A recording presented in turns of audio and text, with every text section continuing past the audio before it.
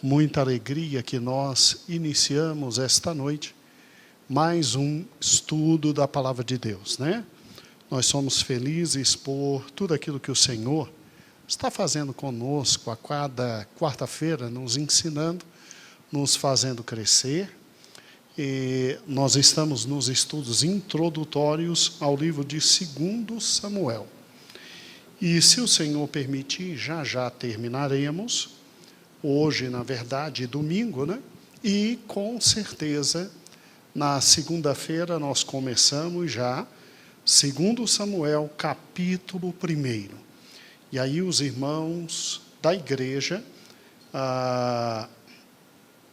os nossos queridos irmãos pastores da igreja, terão oportunidade de fazer os comentários, né? Os obreiros, e aí nós vamos acompanhar capítulo após capítulo. E o Senhor há de nos abençoar rica e poderosamente. Vamos ficar em pé e vamos orar, agradecendo a Deus por esse momento. Amém? Senhor meu Deus, muito obrigado pela alegria que nós temos de estar em Tua casa. Hoje, nesse dia tão bonito, tão especial, em que nós estamos em Tua presença. Pai eterno, abençoa-nos com a Tua palavra. Nós estamos estudando a vida de Davi, ó Deus. E vamos aprofundá-la, ó Pai, em 2 Samuel. Será, Senhor, com certeza, uma bênção para o nosso coração, para a nossa vida, para a nossa instrução e para o conhecimento. Nós cremos em Ti e Te louvamos por todas as coisas. Eu Te agradeço pelos amados irmãos que aqui já estão e louvamos o Teu nome por aqueles que ainda vão chegar. Portanto, Senhor, bendito seja o Teu nome para todo sempre. Amém e amém. Vamos nos sentar, irmãos. Louvado seja o nome de nosso Senhor e Salvador Jesus Cristo. Nós temos hoje um visitante muito especial. Que membro bonito esse, né? Glória a Deus. Gedeon, mas ele é muito bonito. Ele é muito bonito. Meu Deus do céu. Glória. A mocinha do lado também. É muito linda, né? Glória a Deus. Já vai começar a ensaio de criança, vai ser uma alegria. Oh, meu Deus do céu. Fazendo isso, Gedeon, neto, filho, bisneto, trisneto, tudo na casa do Senhor. Já tu está chegando nos trisnetos, depois tetraneto. Glória a Deus. Vamos cuidar da saúde. Tá, obrigado. Então, irmãos, vamos então... olhando para a vida de Davi. Eu trouxe hoje, como sempre, slides, para que fique muito mais fácil a visualização, e nós precisamos que os irmãos que acompanharão em casa, que possam não tirar a cara ou do aparelho de TV ou do smartphone. Os irmãos que acompanharão aqui na igreja, e tendo uma visão perfeita, ótimo. Não tendo, se aproximem o mais perto possível do nosso querido, dos queridos televisores. Amém? Filhos, vamos começar então. Louvado seja o nome do Senhor. Nós estamos trabalhando com aquele momento difícil da vida de Davi. E numa rápida recordação, nós que estamos vendo os anos de fuga, a vida de Davi se concentra exatamente aqui, ó, onde está Israel, no Oriente Médio, né? E nós temos aqui Davi. Israel, ele estava literalmente sempre ao lado dos seus irmãos, e infelizmente inimigos, né? Egito, Jordânia, Síria lá em cima, bem mais lá em cima, o Líbano. Obrigado. Pastor, essa Síria é a mesma Síria que aconteceu os problemas recentes? É, aonde nós tivemos, infelizmente, todo aquele quadro horrível. Estamos pedindo que o Senhor tenha misericórdia. E Israel está exatamente aqui, né? Cercado pelos seus irmãos, os filhos também de Abraão. E exatamente nesse círculo é que está Davi tentando fugir de quem? Tentando fugir de Saul. Quando nós estudamos e vemos exatamente isso, nós optamos, devido em decorrência de várias Bíblias serem possíveis como viabilidade de utilização para o estudo, nós estamos nos utilizando da Bíblia do professor Riley, a Bíblia anotada e expandida, inclusive essa que eu uso aqui, é a primeira que ele lançou, a anotada. Eu já gostava muito, a expandida é muito boa, da editora Mundo Cristão, e nós estamos trabalhando, irmãos, com esse mapa aqui, que demonstra a fuga de Davi. Didaticamente, eu acho ele perfeito, e eu peço que os irmãos, para se situarem, entendam que Israel vai até lá em cima. Israel, esse amarelo bem claro, deve ser uma outra cor, mas eu não diferencio o amarelo do Egito desse amarelo. Mas tá bom. E aí o que acontece? Veja que Davi não teve necessidade, irmãos, de ir para o norte de Israel, para Galileia. Lá em cima está o norte. Veja que ele se esconde literalmente em toda a porção de terra, ali na querida parte do sul de Israel. E, tendo em conta exatamente isso, você olhe bastante para essa parte azulzinha, porque essa parte azul é um mar morto. No meio tem o Rio do Jordão, lá em cima o Mar da Galileia. Aí está o Mar Morto. Ampliando essa imagem, né, aí do lado a Jordânia, Moabe na época, ampliando essa imagem, vejo que a gente tem exatamente ali na imagem agora da Bíblia que nós estamos utilizando para a fuga de Davi. Está vendo o Mar Morto, bem ali? Pois é nessa área aqui do sul de Israel que Davi vai fugir. E aí nós estudamos em 2 quartas-feiras que a vida de Davi começa exatamente ali. Amplie, Jojo, por gentileza. Entre Belém e onde estava o cetro de Israel do primeiro rei, que é justamente Gibeá. Ali Davi cresceu, ali Davi se fortaleceu, tornou-se um dos principais generais de Israel, terror de todos os povos, mas o rei resolveu matá-lo. Por quê? Inveja. O rei resolveu matá-lo.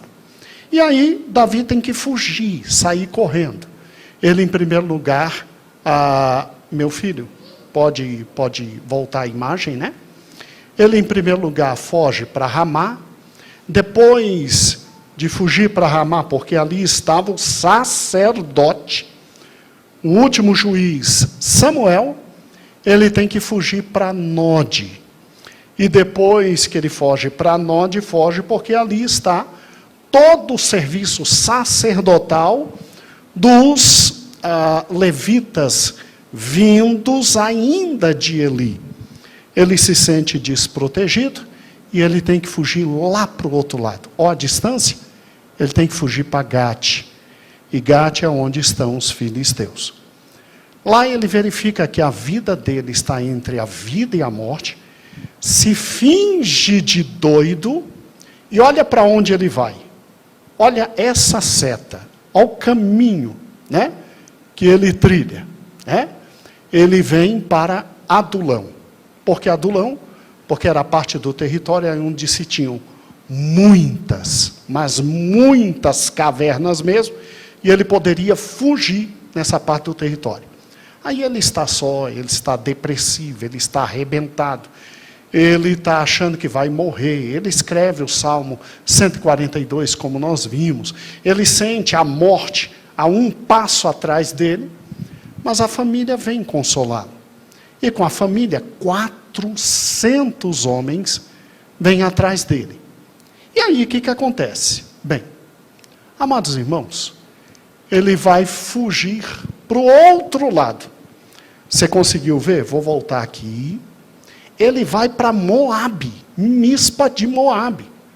Pastor, mas ele anda tudo isso? Sim, para levar seus familiares e proteger sua família, deixando ali em Moabe.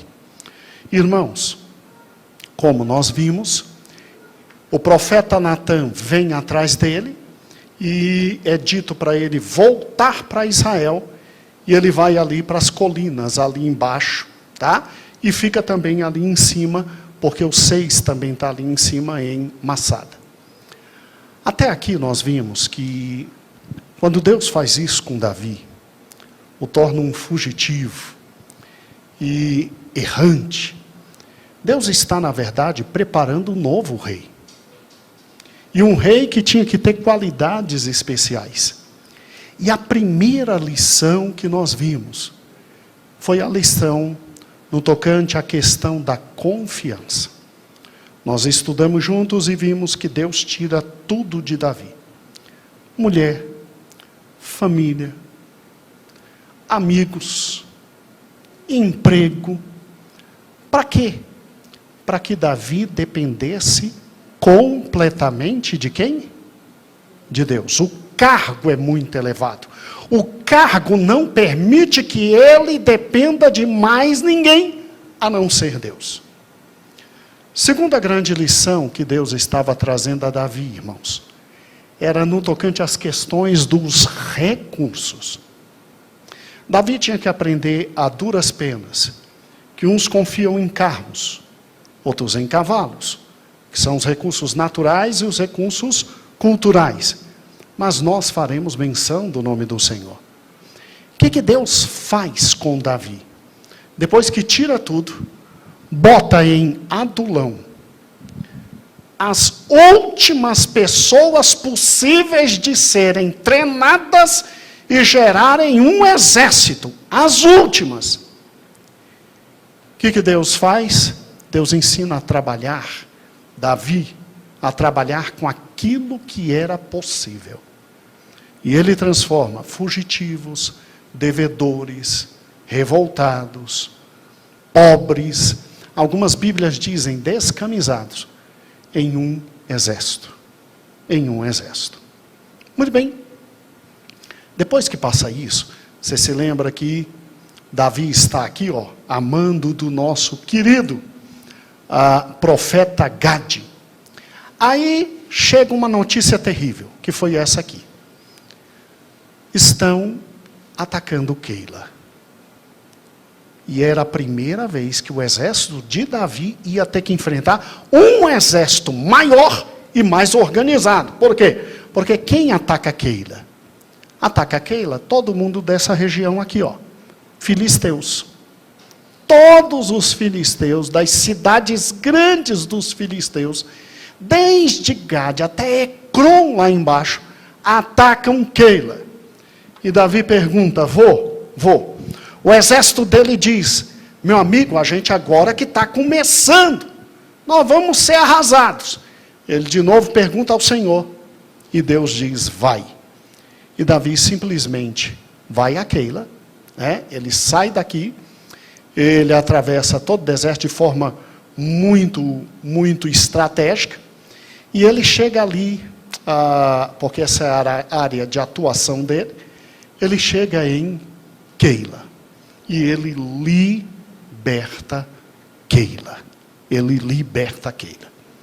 Quando ele liberta Keila, ele fica um bom tempo em Keila, comendo e bebendo, óbvio, direito dele. E o povo libertado por Davi tem uma rápida noção do que é ser governado por um rei justo. Keila, na verdade, para alguns intérpretes, foi o primeiro local onde Davi, entre aspas, governou. Só que ele não era o rei de fato ainda, né? E aí, quem é que desce para vir pegar quem é que desce para vir pegar Davi em Keila? Adivinha? Saul. Saul sabe e vem. Davi consulta a Deus 2 vezes se era para sair de Keila, porque ele não acreditava que os homens de Keila iam entregá-lo. Mas aí o Senhor respondeu: sai, porque eles vão te entregar. Terrível, né, Ariston? Você sai, você protege, você faz tudo, e Deus diz: não, sai, eles vão te entregar. O que Davi faz? Davi vem exatamente de Keila, está vendo ali, até aqui, ó, Zifê. E em Zifê ele fica escondido, porque é um local também estratégico. Adivinha quem sobe? Gideon, de Zifê, até lá em cima, em Gibeá, para dizer: Davi está entre nós, você não vai pegar ele não? Os gifeus. Os zifeus sobem para entregar Davi. E aí o que acontece? Davi, de forma muito esperta, desce para o deserto de Maom, ali, ó, bem ali, tá? Maom. E ali tem um momento de, talvez, o segundo momento de maior agonia da vida de Davi. Eu estou em 1 Samuel, capítulo 23. Capítulo 23. É incrível. Incrível, incrível, incrível. Porque o versículo 25, se você pegar a sua Bíblia agora, ele diz, 1 Samuel 23, 25.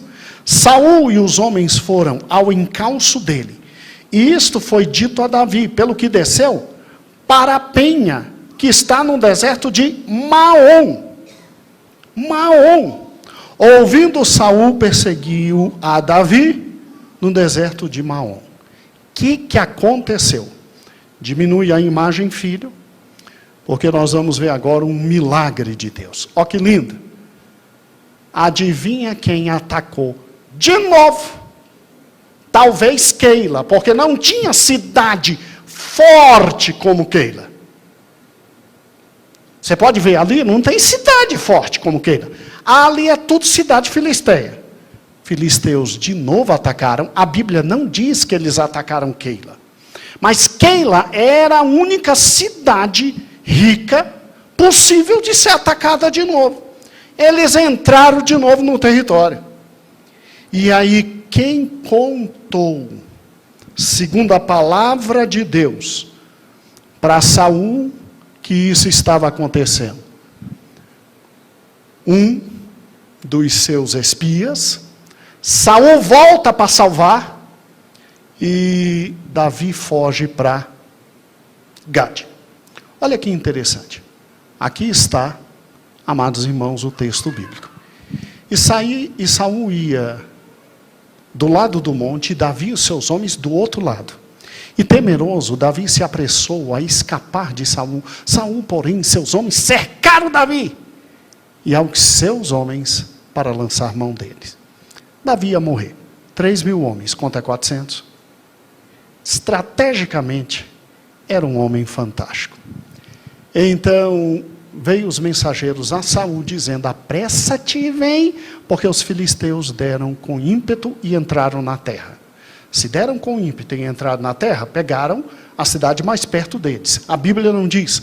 A gente pensa que é Keila. E aí, imediatamente, Deus, de forma maravilhosa, fez com que Saul voltasse e simplesmente parasse de o quê? Perseguir Davi. E foi ao encontro dos filisteus. Por essa razão, aquele lugar se chamou Rochedo das Divisões. E subiu Davi dali e ficou nos lugares fortes de Engedi. E aqui termina a nossa revisão. Fomos até quarta-feira passada aqui. E aqui nós temos mais 2 lições. Primeira lição, eu tive tempo de falar na quarta, que foi exatamente a questão da gratidão. Deus não está forjando um rei grande para Israel. Então Davi tem que aprender a lidar com a ingratidão e com a traição. Ele tem que ser maior do que a ingratidão e maior do que a traição, tanto de Keila quanto dos ifeus. Olha que interessante. A quarta lição que Deus deu a Davi é a questão da ação interventiva dele mesmo, Deus. Deus, naquele episódio, querido, nascimento, em que Davi não tinha para onde correr, ele não tinha para onde correr, ele ia morrer. Deus mostra para Davi que ele nunca se precipite em ato nenhum. Ele não estava de um lado do monte, eles não vieram pelo outro lado e não fecharam Davi. Davi podia dizer, nós vamos morrer mesmo, vamos morrer como homem, desce todo mundo e mata. Não, ele ficou esperando, ele ficou aguardando. E olha que Davi nessa época já tinha alguns dos seus valentes, que era gente louco. Um dos valentes de Davi olhou para um leão e não gostou da cara dele. E correu atrás do leão. O leão, meu filho, caiu numa vala. Ele, quando viu, está com medo, né? Pulou dentro. Como diz os moleques, caiu dentro. Olha quem era os valentes de Davi. Esse tipo de gente, para descer daquele monte e ir para cima, foi Davi que segurou. Foi Davi que segurou. Alguns dizem que ele ainda não tinha todos os valentes, mas pelas vitórias que ele teve em Keila e em outros que nós vamos ver, alguns dos valentes ele já tinha. Mas Deus ensinou para ele, ó, só vai quando eu mandar. Fica e aguarda, nunca te precipite. Isso é uma característica de um grande rei. E agora, irmãos, o estudo de hoje. Você se lembra que ele foi... Deixa eu voltar só um pouquinho para te mostrar isso no mapa. Espera aí, porque senão você se perde no meu mapa, e aí eu não ganhei a noite. Davi, bota lá grandão para o pai. Está vendo em Gede? Volta agora Davi para o meio. Isso. Onde Davi estava escondido? Em Maom, que fica perto do Carmelo. Ele teve que fazer o caminho de fuga. Por que ele não pôde cortar pelo meio? Porque é um deserto muito difícil, ele morreria. E aí Gedeon, ele faz o caminho de fuga ali, ó, do 10, está vendo? Pelo meio, e ele vai até o 11, em Gede. E ali ele se esconde de Saul em Engede. Está vendo que Engede é do lado do Mar Morto? Do ladinho do Mar Morto? Por que Davi foi para lá? Porque Davi não é bobo. Davi está cheio de homens e mulheres. Davi tem que estar num território. Obrigado, filho. Davi tem que estar num território que simplesmente ele possa conseguir ter um pouco de pão e água. E deixa eu te mostrar isso aqui. Você pode ler comigo, por gentileza? Vamos lá? Engede, que significa fonte dos cabritos, era um esconderijo perfeito para ele. Por que era perfeito? Aí o autor do livro, que eu já pedi para você comprar, sem ganhar um centavo, Charles Swindoll diz, visitei Engede. Que inveja. Vamos lá. O lugar não mudou muito desde os dias de Davi. Era um oásis no deserto. Preste atenção nisso, ó. Oásis no deserto. Onde havia fontes de água fresca. Entendeu por que Davi foi para lá? Cachoeiras. Vegetação abundante. Então tinha o que comer e o que beber. E olha que interessante. E o mais importante, ó. Várias o quê? Acabou, meu amigo. Vem para um canto, eu me escondo no outro. Vem no outro, eu me escondo no outro. Se tem um rei que não tem problema nenhum em não ter palácio, esse rei é Davi. Sem nenhum problema. Então, olha que fantástico, né? De pedra calcária, nos rochedos, bem acima do Mar Morto. Engede é um refúgio incomparável. Oferece proteção. O que precisa Davi, né? Proteção, água, e um mirante natural. Então eu tenho água, eu tenho comida, eu tenho proteção, e eu fico lá em cima. Lá de cima eu consigo ver quem está vindo aqui de baixo. Consigo ver quem está vindo aqui de baixo. E aí, é um refúgio incomparável. A fim de proteger-se contra qualquer aproximação do inimigo, Davi e seus homens se ocultaram entre as rochas, as cavernas de En-Gedi. Essas cavernas salpicavam os penhascos e serviam para camuflar sua presença. Maravilha, né? É tudo que quem quer se esconder precisa, né, Gedeon?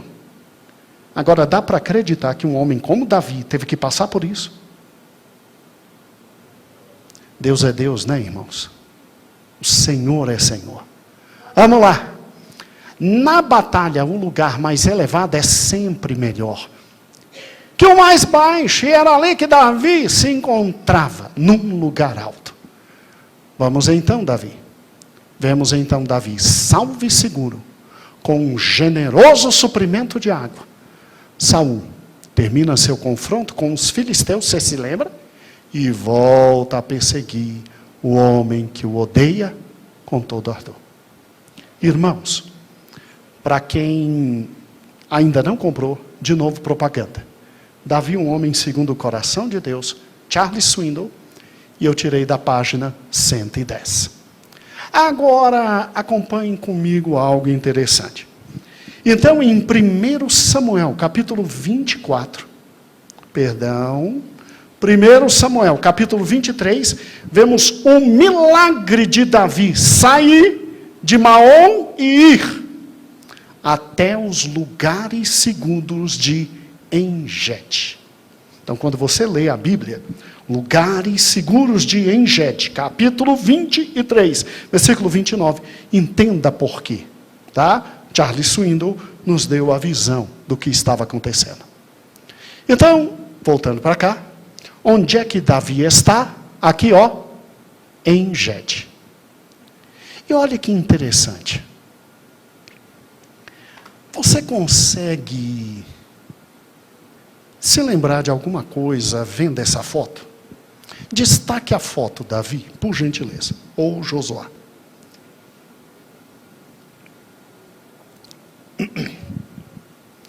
Olhe essa foto. Aparentemente é alguém sentado, né? Destaca ali quem está sentado. E ele tem uma coroa. Que interessante.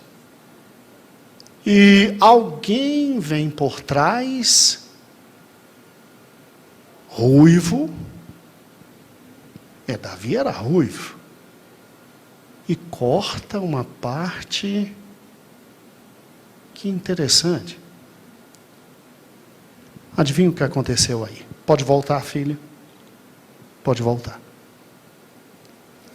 Em En-Gedi, quem desce e volta para pegar Davi? Quem é que com dificuldade subiu a montanha? E Davi e seus homens vendo tudo. E quem é que precisou ir no banheiro? Está brincando, pastor? Não, estou falando sério. Adivinha quem precisou ir no banheiro? Você sabia que a expressão ir no banheiro, na antiguidade, nas Bíblias mais tradicionais, é muito engraçada? Nas Bíblias mais antigas, não é aliviar o ventre, como está nas nossas hoje. Versículo 3, do capítulo 24. E chegou aos currais de ovelha no caminho, onde estava uma caverna, que lá tinha várias cavernas. E entrou Saul nela, a cobrir seus pés. Que coisa linda, não é? É até poético. Então, Saul estava cobrindo seus pés, né? Muito bem, as novas versões diz, aliviando o ventre. Aliviando o ventre. Poxa, mas Saul tinha que precisar ir no banheiro numa hora dessa? De pegar Davi? Pois é. Quem viu? Davi. Quem com Davi viu Saul nessa posição incômoda? o exército de Davi, seus homens mais fortes e mais chegados. E eu quero que você, por gentileza, leia o versículo 4. Ele é muito importante. 1 Samuel 24 e 4. Então os homens de Davi lhe disseram: hoje é o dia do qual o Senhor te disse: eis que te entrego nas mãos o teu inimigo, e far-lhe-ás o que te bem parecer. E levantou-se Davi e furtivamente cortou a orla do manto de Saul.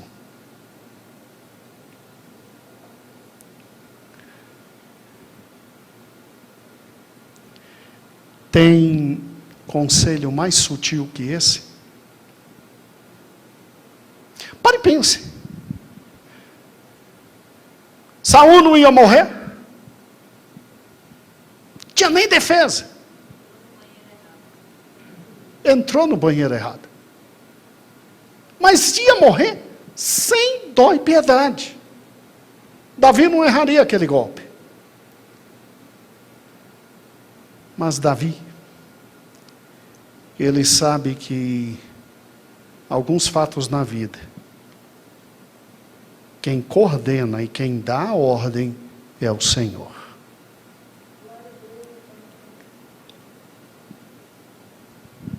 Os homens de Davi pegam profecias que Davi tinha e fazem o que Satanás fez com Cristo. Usam de forma medonha a palavra de Deus. Satanás não dizia para Cristo: está escrito. Aqui foi a mesma coisa. Deus te disse. Ainda não estava escrito. Porque 1 Samuel estava acontecendo. Deus te disse que vai te entregar todos os teus inimigos. Está aí. É Deus que fez. A Bíblia diz que quando Davi corta o manto da orla de Saul, que muita gente não entende como é que aconteceu. Dá para entender, né, irmãos? Você está no banheiro, você não vai sujar a sua roupa. Bota a roupa lá para trás e então não fica tão difícil cortar. Mas tinha que ser muito habilidoso para cortar. Né, Gedeon? E Saul não perceber. Saul era homem de guerra. A Bíblia diz que Davi teve o seu coração também cortado. O original é isso. A Bíblia diz que o coração dele também ficou absolutamente cortado. E ele teve que convencer seus homens para que Saul não morresse naquele momento. O texto de 1 Samuel 24 continua. Davi sai de lá. Davi depois mostra que teve a chance de matar Saul. Saul realmente vê. E aí eu quero que você venha aqui para a Bíblia comigo, por gentileza, depois a gente volta para os slides. Abra em 1 Samuel capítulo 24.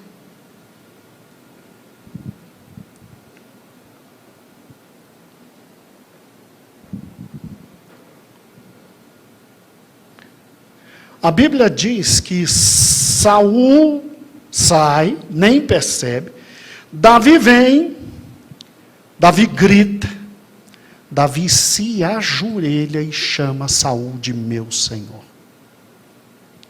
E a Bíblia diz que Davi simplesmente diz: meu Senhor, porque o Senhor está dando crédito a quem anda falando mal do teu servo.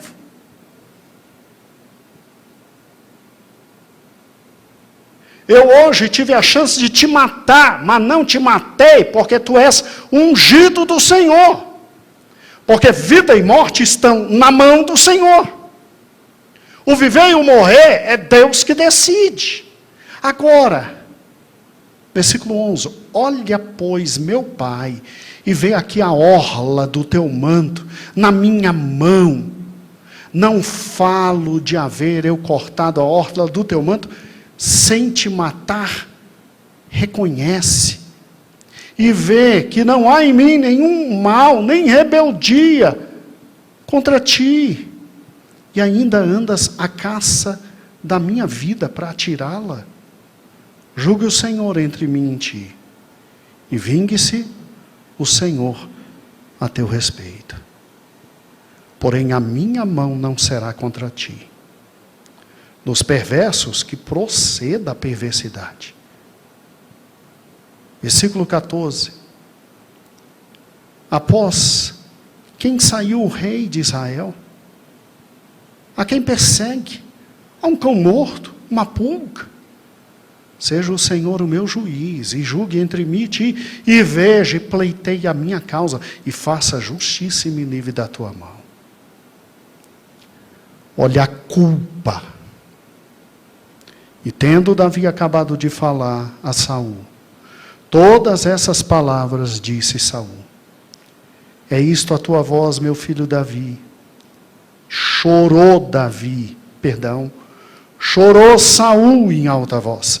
E disse a Davi: mais justo és do que eu, pois tu me recompensastes com bem, e eu te paguei com mal.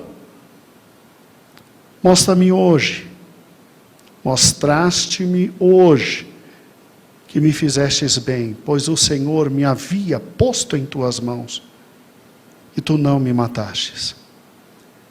Porque quem há que, encontrando o inimigo, o deixa ir por um bom caminho? O Senhor, pois, te pague com bem, pelo que hoje me fizestes. Olha agora o que Saul fala. Agora, pois, tenho certeza de que serás rei, e que o teu reino de Israel há de ser firme na tua mão. Olha o que Saul pede: jura-me pelo Senhor, que não eliminarás a minha descendência, nem desfarás o meu nome e o nome da casa do meu pai. Então jurou Davi, e Saul foi à sua casa. Porém Davi e seus homens subiram ao lugar seguro, em Engede. Algumas Bíblias dizem que ele sobe para Engede, outras para o lugar seguro. Irmãos, olha aqui.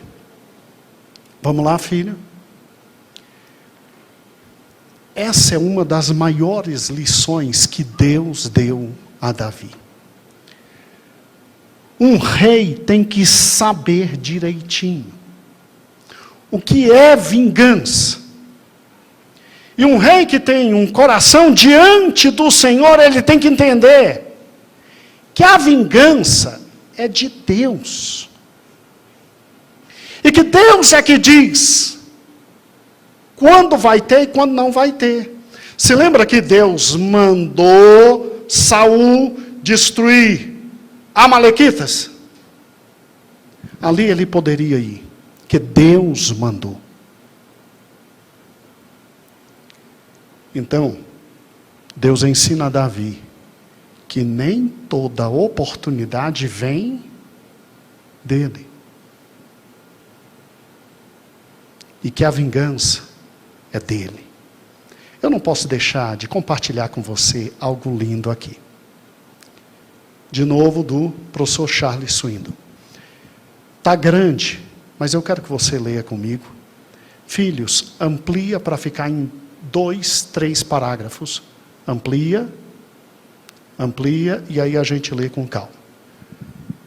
Eu, ao invés de fazer tudo separado, faço num só, e os meninos que se virem, né? Vamos lá. Quando queremos vingar-nos, passamos sempre por um processo de 3 passos. Veja se não é assim. Veja se não é assim. Primeiro, a gente sofre a ofensa. Segundo, vê a vulnerabilidade do pobre coitado que nos ofendeu. E terceiro, aí vem o mal, a depravação. Quando você mistura os três ingredientes, aí você consegue vingar-se. Vemos isso na vida de Davi. Primeiro, Saul cometeu a ofensa. Davi não tinha que ser perseguido, Saul perseguia. E de graça, hein? Segundo, ele encontrou Saul numa situação vulnerável. É sempre assim. O mundo gira, irmãos. E aquele que nos ofendeu, nos arrebentou, vai chegar à posição de vulnerabilidade. Aí, enfiar a faca. Aí é chutar. Aí é pisar, é acabar. Terceiro, conforme a depravação humana, ele teria feito uso da faca. E tudo resultaria em um quê? Vingança. Seus companheiros teriam aplaudido. Mas ele ficaria com esse peso na consciência pelo resto da vida. Você pode estar aí sentado, sob controle, pensando. Isso não é problema para mim. Sei como agir nessas circunstâncias. Filhos, mas antes do dia acabar, pode acontecer. Você é ofendido, fica esperando na carne, que a pessoa se encontre num lugar vulnerável e então ataca. A não ser que Deus tome as rédeas. Quando aprender uma lição, vamos aprender uma lição com Davi. Quando a tentação mais sutil da vida procurar atrair você, recuse-se a ceder. Pode confiar no que lhe digo. Jamais se arrependerá de perdoar alguém que não merece ser perdoado.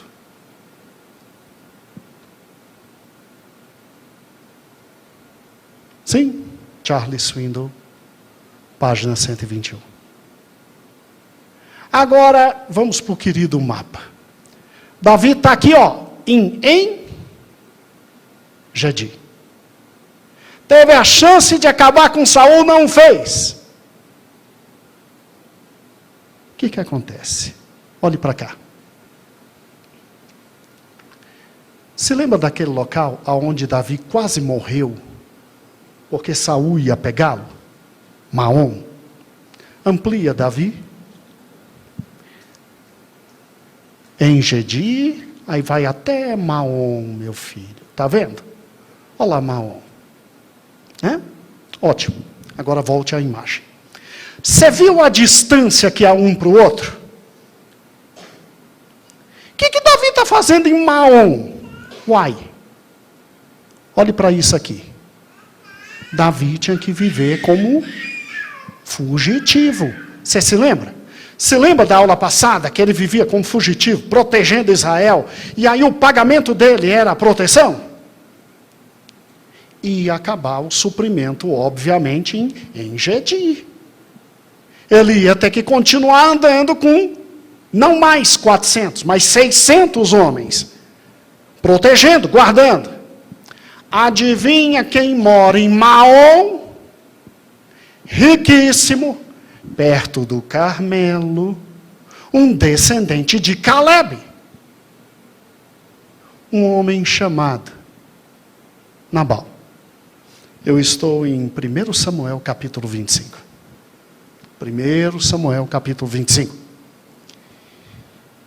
Acabou tudo. Davi está com fome. Davi protegeu as riquezas de Nabal. Ninguém tomou nada, porque Davi protegeu. E você se lembra do contrato verbal que nós falamos na aula passada? Olha que fantástico. Davi agora diz, manda alguma coisa. Gente, olha o que Nabal responde. Primeiro versículo 6. Pegue comigo 1 Samuel 25:6. Direis àquele próspero: paz seja contigo, e tenha a tua casa paz, e tudo o que possuís tenha paz. Quer dizer, Davi nem vai, manda 10 homens para não pressionar Nabal. Entendeu como é que é? E ainda, paz. Tem ouvido que tens tosqueadores, ou seja, chegou a época em que você está colhendo tudo que plantou, e eu te protegi. E os teus pastores estiveram conosco, nenhum agravo lhe fizemos, e de nenhuma coisa sentiram falta, todos os dias, o que estiveram no Carmelo.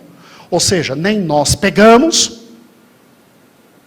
eles nos davam alguma coisa, porque protegíamos, e você não sentiu falta de nada. Pergunta aos teus moços, e eles te dirão: ache-me, pois, os teus moços na tua presença, porque vivemos em boa hora. Dá, pois, aos teus servos e a Davi, meu filho, teu filho, qualquer coisa que tiveres na mão. Quer dizer, Davi nem exigiu. Davi diz: qualquer coisa, a gente só está com fome. Resposta de Nabal aos meninos, versículo 10. Quem é Davi? Quem é o filho de Jessé? Olha, muitos são hoje os servos que fogem do seu Senhor. Tomaria eu o meu pão, minha água, a carne das minhas reses, que degolei para os meus tosqueadores, e daria a homens que eu não sei de onde vêm? Aqui foi uma das mais preciosas lições na formação do rei Davi. Vamos lá? Pode voltar para mim, filho, depois a gente volta para o slide. Escute. Não é o auge da ingratidão? Mais uma vez atacado pela ingratidão. Só que aqui Davi estava com fome, cara. Tinha acabado os mantimentos. Aqueles homens tinham mulheres e filhos. E era um contrato.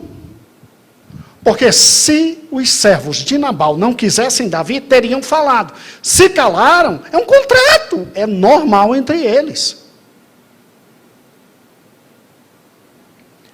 Irai-vos, mas o quê? Não pequeis. Irmãos, tem momento na vida que até o sujeito mais manso do mundo se ira. Como Moisés.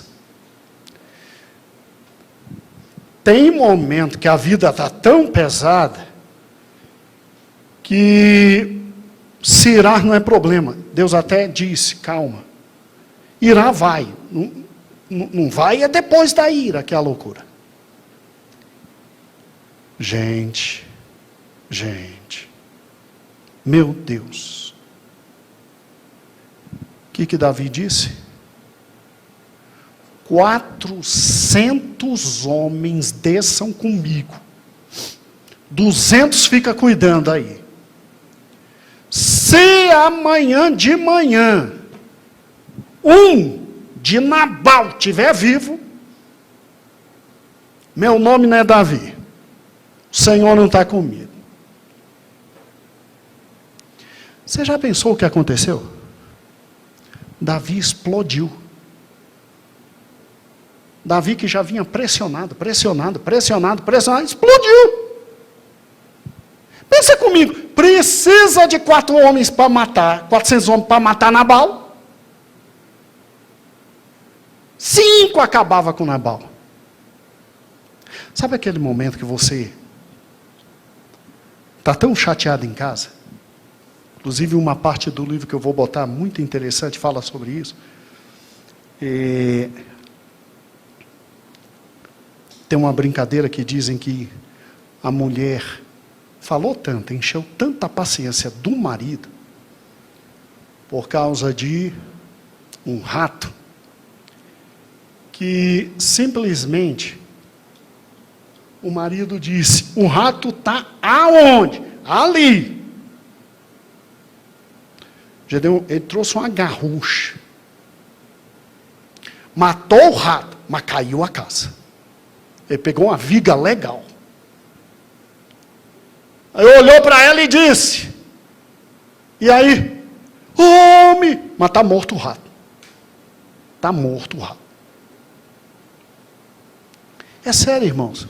Às vezes na vida a gente tem que ter cuidado com os outros. Viu que está num dia ruim, tenha calma. Olha, não foi à toa que se diz 400 aqui. Se não é a mulher de Nabal, e todo mundo conhece essa história, por isso que eu não preciso ler nem contar, Davi tinha passado por cima. Davi tinha passado por cima. Davi tinha se tornado rei, mas olhariam para ele como aquele que não tem controle sobre a ira. Então, olha que interessante, volte o slide, filho. Aquela mulher desce, aquela mulher se ajoelha diante dele 7 vezes. Aquela mulher diz: olha, sou eu a culpada, perdoe. O nome dele é Nabal, louco, maluco mesmo, insano. E aí ela leva o que ele precisava, comida. Ela pegou um pouquinho de coisa, 200 pães, é o que tinha ali na hora. Você vê como Nabal era pobrezinho, né? Ela simplesmente disse: ó, vai lá dentro e pega o que está na mão para a gente levar. E aí simplesmente ela pegou, pediu perdão pela transgressão, entregou para ele, e Davi disse: tão certo como o Senhor vive, Deus de Israel, que me impediu de te fazer o mal, se tu não te apressas e não vieras ao meu encontro, versículo 24 do capítulo 34 do 25,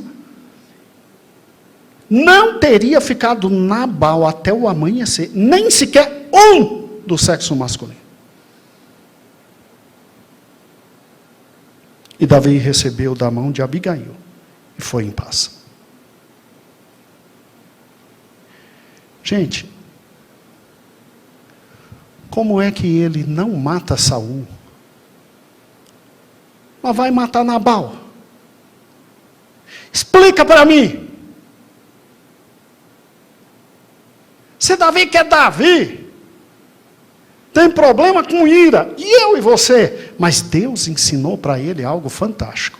Olha que fantástico isso aqui, ó. Vamos lá? Acompanhe comigo. Foi nesse ponto que o problema começou.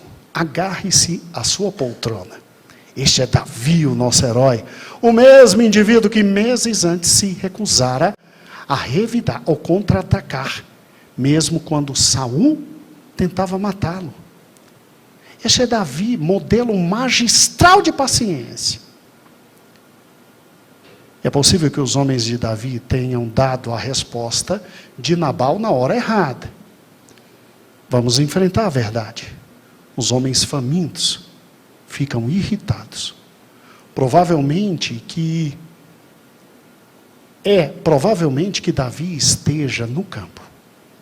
Imagina a cena. Cara, por isso que eu gosto de Charles Swindoll. Ele acendeu o fogo, isso não está na Bíblia, isso é ele que pode criar. Ele acendeu o fogo, e posso até sentir o cheiro da comida, das cebolas, das pimentas verdes, da carne assada, de carneiro.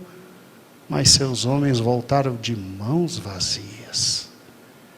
É nesse ponto que a ira explode em loucura temporária. Eu trabalho num local, irmãos, volte para mim, em que sim, tem muita gente que mata porque quer matar e ama matar.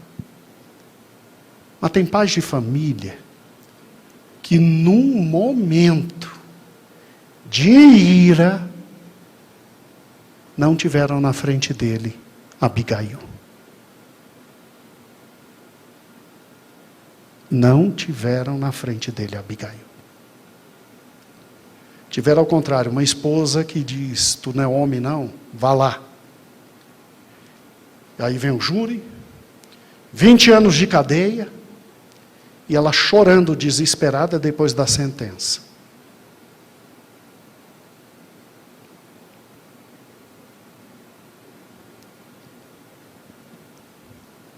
Vamos, filho, tenho que terminar essa parte. Olha que fantástico, irmãos.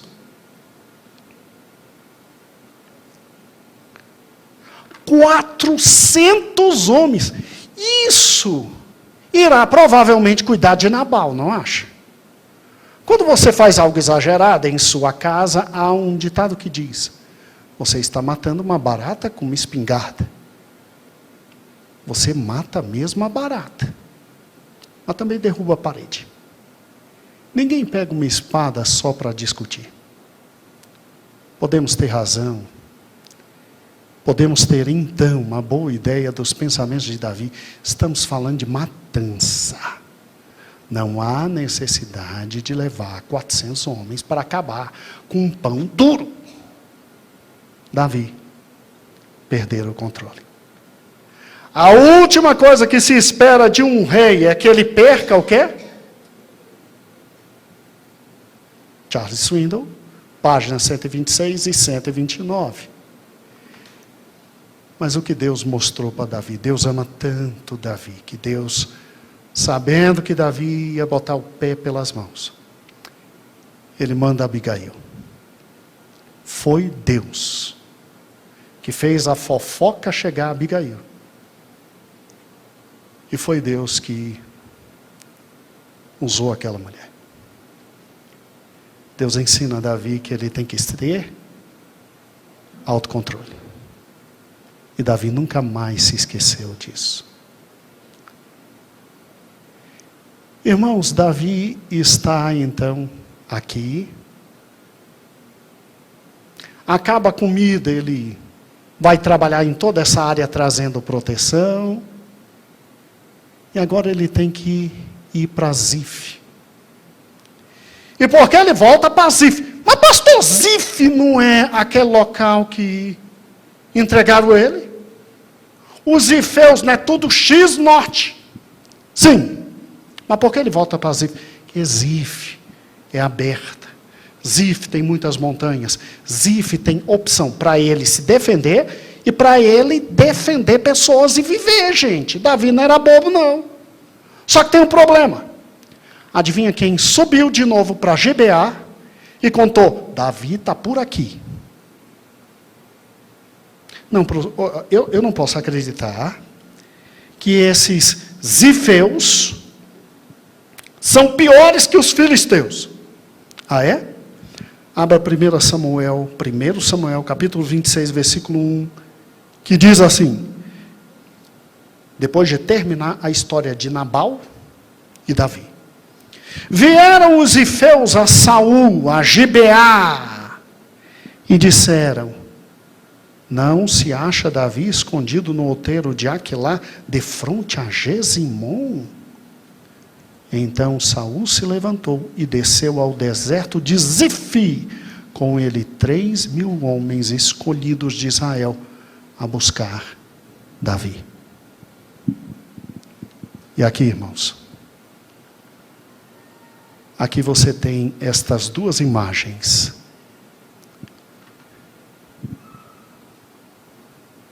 Estou terminando.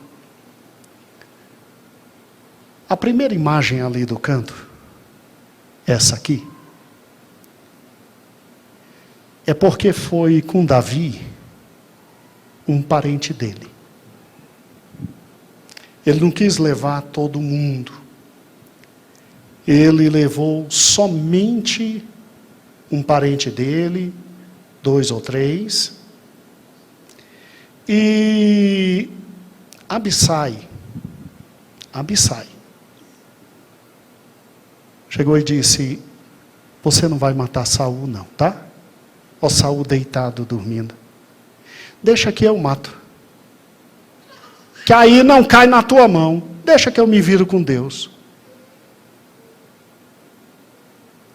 Davi disse não. Ninguém toca nele, e eu acho lindo isso aqui. Davi simplesmente diz de forma direta, lá no versículo 16, tão certo como vive o Senhor, deveis morrer, vós que não guardais o vosso Senhor, ungido do Senhor. Vês que agora está na minha mão a lança e a bila d'água do rei. E lá no versículo 9 ele diz, não o mates, pois quem haverá que estenda a mão contra o ungido do Senhor e fique inocente? Tão certo como vive o Senhor, o próprio Senhor o ferirá, e o seu dia chegará, em que morra, ou descendo a batalha, ou ele sendo morto, naturalmente. Ele impede o seu sobrinho. Mas Davi pega a lança de Saul. E só Saul tinha essa lança. Era armamento de guerra importantíssimo.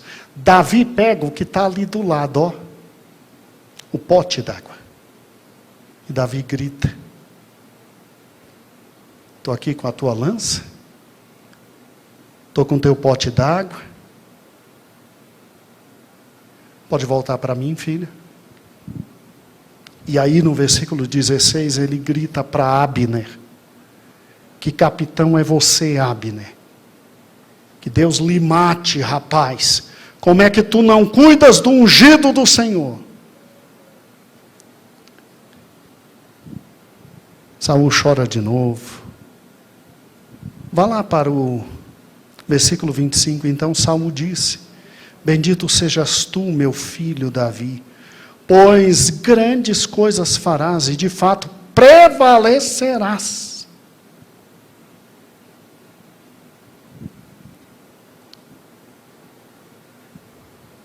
Só que Davi faz algo que é fundamental. Ele diz o seguinte, não dá mais para ficar aqui, eu vou ter que ir para Gate. Capítulo 27. Disse Davi consigo mesmo, pode ser que algum dia venha perecer na mão de Saul, nada há mais de melhor para mim do que fugir para a terra dos filisteus.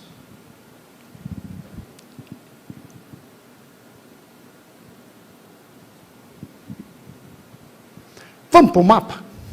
Só para terminar? Vamos lá, Davi. Isso. Davi vai bem devagarzinho. Eu quero que ninguém esqueça detalhe nenhum.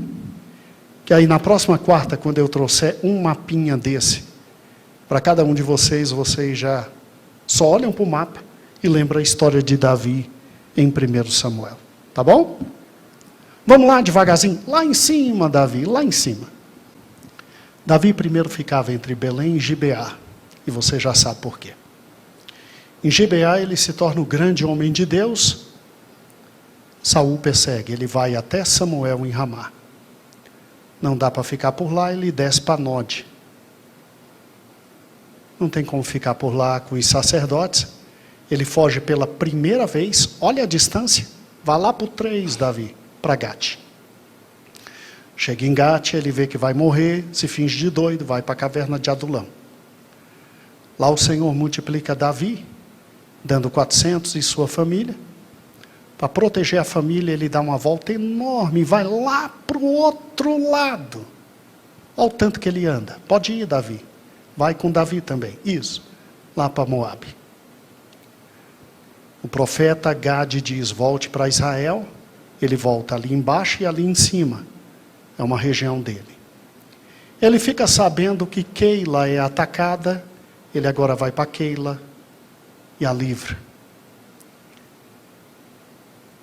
Tem que fugir de Keila, porque Deus disse que Saul viria e eles entregariam. Aí ele vai através do Carmelo, ali em Maom, ele fica em Zif. Em Zif, os zifeus entregam ele. Aí ele pega aí, ali em Maom, o 10, ele quase é morto por Saul. Os filisteus invadem, ele aproveita e corre, vai até o 11, em Gade. Fica lá e Saul vem, depois de destruir os filisteus, vem para destruir Davi. Saul precisa ir no banheiro e quase morre. Saul vai embora, Davi vai viver, nesses locais. Aí olha que interessante, vai lá em cima Davi, depois de ser traído em todos esses locais, olha para onde ele tem que voltar, para Gate, para o meio dos filisteus, sabendo que em Zif ele teve a segunda chance de matar Saul. Ficou facinho? Que Deus fantástico esse nosso, né? Que palavra maravilhosa. Irmãos, eu espero de todo o coração que as lições que Davi teve, possamos ter também em nossa vida. Se o Senhor está nos preparando para sermos reis e sacerdotes, sua confiança só pode estar em Deus. Segunda lição para a sua vida. Procure sempre trabalhar com aquilo que Deus deu na sua mão. É o suficiente para você vencer. Terceira grande lição, depois de muita surra, muito problema, muita dificuldade, está vendo? Olha o tanto de dificuldade, olha o tanto de sofrimento. A terceira grande lição é essa aqui, Nunca espere gratidão de ninguém. Saiba lidar com a e com a. Quarta lição. Espere só daquele que pode te dar algo. E se for necessário, ele faz milagres. Então, nada de se precipitar. Quinta lição. Tenha na cabeça que nem toda oportunidade vem dele. Certamente a oportunidade de vingança nunca vem dele. Isso é certo. É que se a ira um dia chegar, sempre peça para Deus colocar no teu caminho uma Abigail. E aprenda sobre autocontrole. Amém.